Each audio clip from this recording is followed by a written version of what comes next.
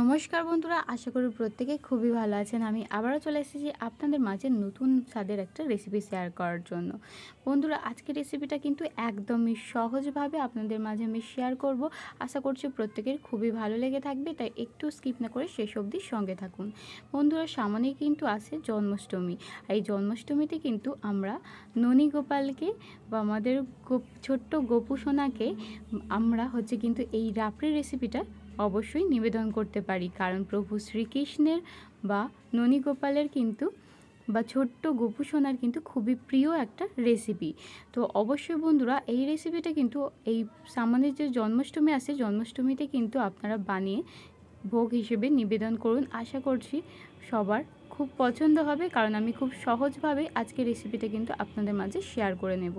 তো আজকের রেসিপিটা শেয়ার করার জন্য দেখুন বন্ধুরা, আমি এখানে কিন্তু প্রথমেই নিয়ে নিচ্ছি লিকুইড দুধ। আর লিকুইড দুধটা কিন্তু আমি গরুর দুধ নিয়েছি, একদম খাঁটি দুধ। আর এর মধ্যে কিন্তু অবশ্যই আমি একটুও জল মেশাবো না, কারণ যদি জল মিশিয়ে থাকেন তাহলে রাবড়িটা তৈরি করতে অনেক বেশি যেমন সময় লাগবে, তেমন কিন্তু আমাদের প্রচুর যে স্বাদের ডিফারেন্সটা এটা কিন্তু অনেক সময় চলে আসবে। তো সেই জন্য বন্ধুরা, আমরা কিন্তু এই দুধের মধ্যে একটু জল ব্যবহার করব না। আপনারা কিন্তু চাইলে খুব সহজে গুঁড়ো দুধ দিয়ে কিন্তু এই রাবড়িটা বানিয়ে ফেলতে পারেন। তো তার ভিডিও অবশ্যই চেক করবেন, পেয়ে যাবেন আপনারা। তো আমি এই লিকুইড দুধ দিয়েই আজকের রাবড়িটা তৈরি করব। এবারে দেখুন, দুধটা আমি খুব ভালোভাবে ছেঁকে নিয়েছি। এবার এটা আমি জাল করতে বসিয়ে দেব। আর এখানে একটা কথা কিন্তু মাথায় রাখতে হবে, দুধ যে পরিমাণে নেবেন তার থেকে পাত্র যেন অনেকটাই বড় হয়, নাহলে কিন্তু দুধ উতলে পড়ে যাওয়ার সম্ভাবনা থাকবে। সেক্ষেত্রে কিন্তু রাবড়ি বানাতে খুব অসুবিধা হতে পারে। তাই দেখুন, দুধের থেকে পরিমাণ অনুযায়ী বড় একটু পাত্র নিয়ে নেবেন। আর এটা দেখুন, আমি জাল করতে বসিয়ে দিয়েছি। এটা কিন্তু অলরেডি দেখতেই পাচ্ছেন উপরে একটা কিন্তু স্বরের আস্তরণ পড়তে শুরু করে দিয়েছে।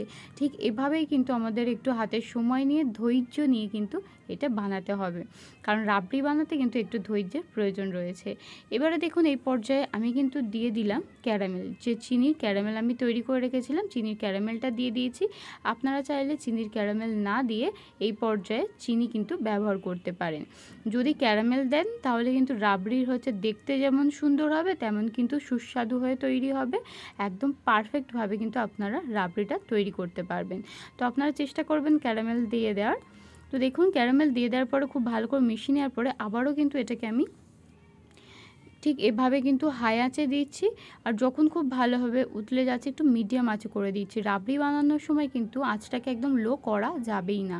আপনারা মিডিয়াম টু হাই আঁচে দিয়ে কিন্তু এটা তৈরি করবেন, তাহলে দেখবেন চটজলদি তৈরি হয়ে যাবে এবং পারফেক্টভাবে তৈরি হবে। দেখতেই পাচ্ছেন রাবড়ি কিন্তু পারফেক্টভাবে তৈরি হতে শুরু করে দিয়েছে। সাইডের যে স্তরগুলো পড়ছে সে স্বরের, এগুলো দেখুন ভালোভাবে কিন্তু এভাবে চামচের সাহায্যে আমি একটু নিয়ে নেব, এর মধ্যে মিশিয়ে দেব। এভাবে কিন্তু আপনারা যদি একটু ধৈর্য নিয়ে বানান, তাহলে দেখবেন রাবড়িটা পারফেক্টভাবে কিন্তু তৈরি হয়ে যাবে, যেমন মিষ্টি দোকানে তৈরি হয়। আমরা জানি রাবড়ি কিন্তু কলকাতার খুবই বিখ্যাত একটা সুস্বাদু মিষ্টি রেসিপি। তো সেটা কিন্তু আমরা পারফেক্টভাবে বাড়িতেই কিন্তু বানিয়ে ফেলতে পারি, তাও আবার হাতের কাছে থাকা সামান্য কিছু উপকরণ দিয়ে। তো দেখতেই পেলেন বন্ধুরা কতটা সহজ এই রাবড়ি বানানো। আর আমার কিন্তু রাবড়িটা পারফেক্টভাবে তৈরি হয়ে গিয়েছে, আপনাদের মাঝে আমি পরিবেশন করে দিলাম। তো বন্ধুরা, আশা করছি আজকের রেসিপিটা আপনাদের সবার খুবই পছন্দ হয়েছে। পছন্দ হয়ে থাকলে একটা লাইক দিতে কিন্তু একদমই ভুলো না।